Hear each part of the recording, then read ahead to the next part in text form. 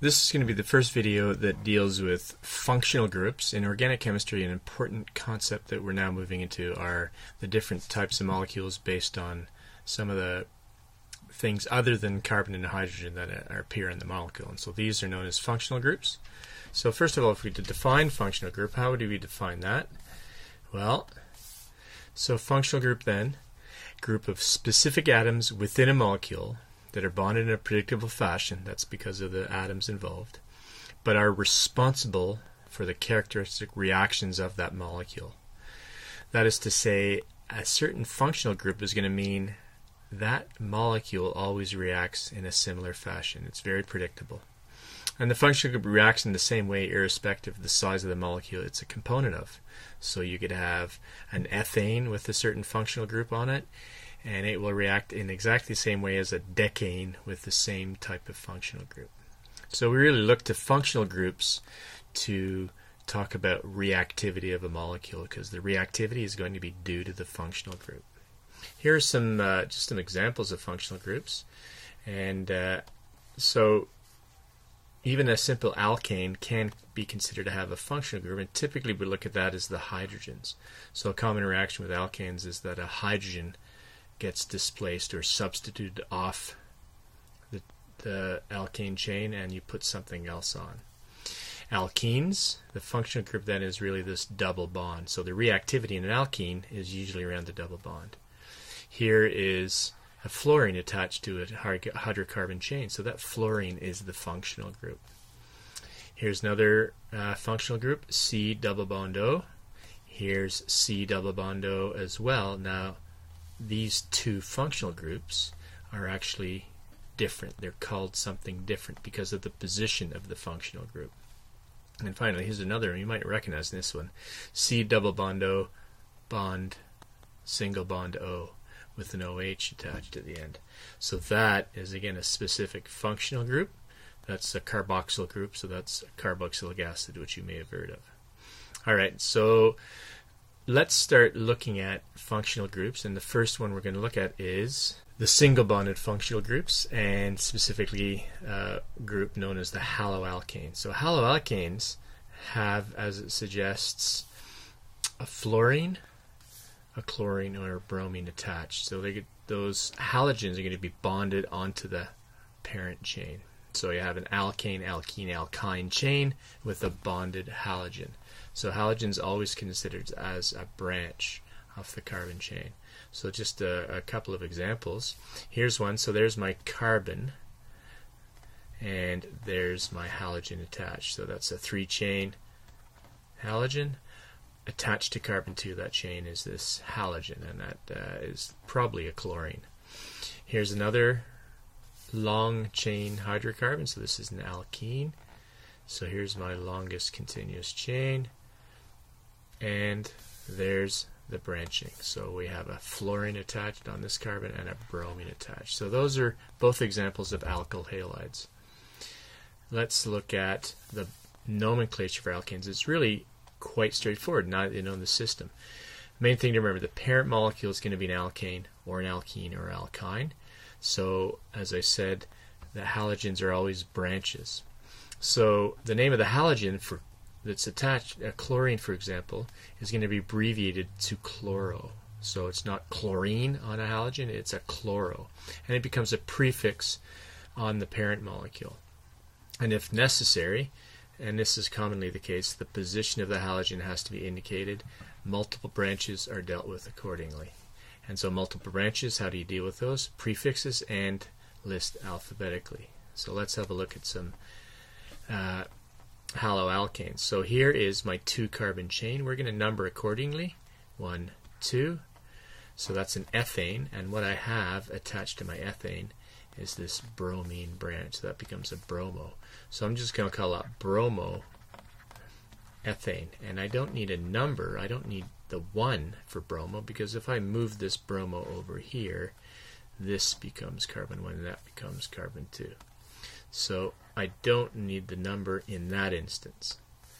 How about this one? This looks like a pretty crazy molecule, so let's start looking at the longest continuous chain. So I'm going to start here because it's an alkyne, so that takes precedence. So there's the chain, down that way, up that way, there we go. So there's my longest continuous chain, and that's 1, 2, 3, 4, 5, 6, 7. So that's a heptyne molecule, or parent chain. And here are my branches. I have a fluorine attached on carbon 4, and I have an ethyl branch on carbon 3. And so that's going to be 3 ethyl, 4 fluoro, hept, 1 ine, because it's an alkyne and we have to indicate the position of the bond, because that bond could be elsewhere in that molecule. But so there's the 3 ethyl and the 4 fluoro, so alphabetically E and F. How about drawing? Well, again, the system takes care of the drawing. It should be pretty straightforward. Hex 3, I draw that first. There's my 6 carbon chain, and on carbon 3, 1, 2, 3, I have the start of a double bond. So there's my hex 3-ene. On carbon 2, I have an iodine, iodo, and on carbon 4, I have a bromine, or bromo. And now I can add hydrogens. Carbon 2, or this carbon, yeah, that's carbon 2, only has a single hydrogen. Carbon 3 only has a single hydrogen. Carbon 4 is saturated, so there's no hydrogen in carbon 4. And there we go. So there is 4-bromo 2-iodo hex 3-ene. Para-dichlorobenzene. If you remember benzene, there's my benzene. Aromatic form of the benzene. Para, that, if you remember, means opposite. So para-dichloro. So there's para-dichlorobenzene. It could also be called 1,4-dichlorobenzene. One other thing you should know is classification of haloalkanes, and this is pretty straightforward in terms of a classification that tells us something about the actual structure just based on classification. So we talk about primary, secondary, tertiary haloalkanes, and how we identify this. It refers to the number of carbon atoms attached to the carbon atom that is bonded to the halogen. So let's look at this by way of example. So here is my haloalkane. Here's my functional group. Here's my halogen attached to the carbon. So how many other carbons is it attached to? Well, it's only attached to one other carbon. Here it is. This carbon here. No other carbons attached, so that's known as a primary haloalkane. And this is, if that's a bromine, is just bromoethane. So bromoethane is a primary haloalkane because the carbon bonded to the halogen is bonded to a single other carbon only. Well, let's look at the second example. So here's the carbon bonding the alkane, and it's bonded to 2 other carbons, this carbon and this carbon. Those aren't numbers, by the way, I'm just indicating how many there are. So the carbon containing the halogen is bonded to 2 other carbons, so that's a secondary haloalkane. And in this case, if this is chlorine, that would be called 2-chloropropane.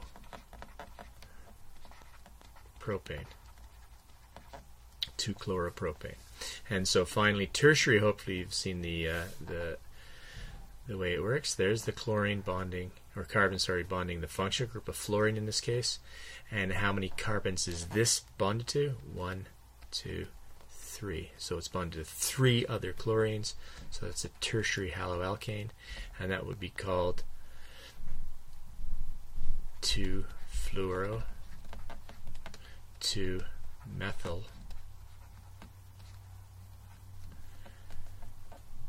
butane. 2-fluoro, 2-methyl butane is a tertiary haloalkane. So that's how you classify haloalkanes. And again, this classification will come back and show itself when we talk about reactions of haloalkanes. Finally, I want to talk about halogens or haloalkanes and polarity. Polarity is an important concept in all organic molecules because it's going to dictate some physical properties that we're going to talk about.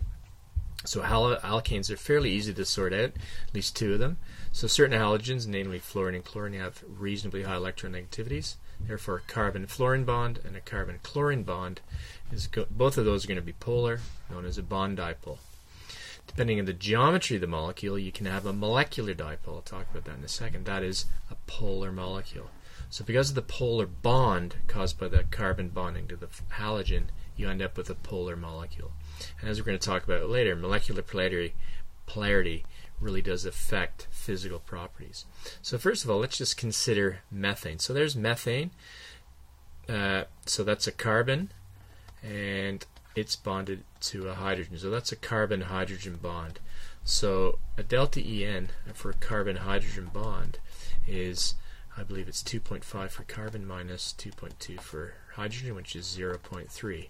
So that's a non-polar covalent bond. So clearly that non-polar bond doesn't help with polarity. None of the bonds are polar, so methane is in fact a non-polar molecule. There's no molecular dipole there.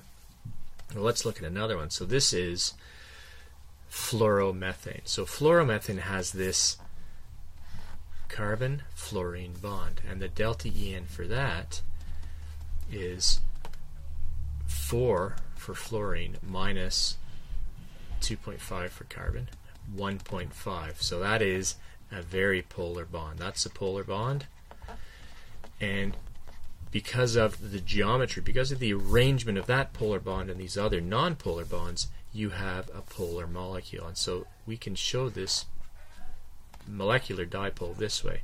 This is the delta negative component. Down at this end is all delta positive. So that's a polar molecule. So one would predict, based on the polarity of the molecule, that the physical properties are going to be based on this polarity, and they're going to be different than the physical properties of methane. So there you have it, an introduction, first type of functional group, the haloalkanes, and halogens bonded to carbon on the chain. And so we've talked about the classification of haloalkanes, and we've talked a little bit about bond polarity and molecular polarity caused by the bonding in the functional group. And this is what we're going to focus in on for the next little while. So that concludes this video.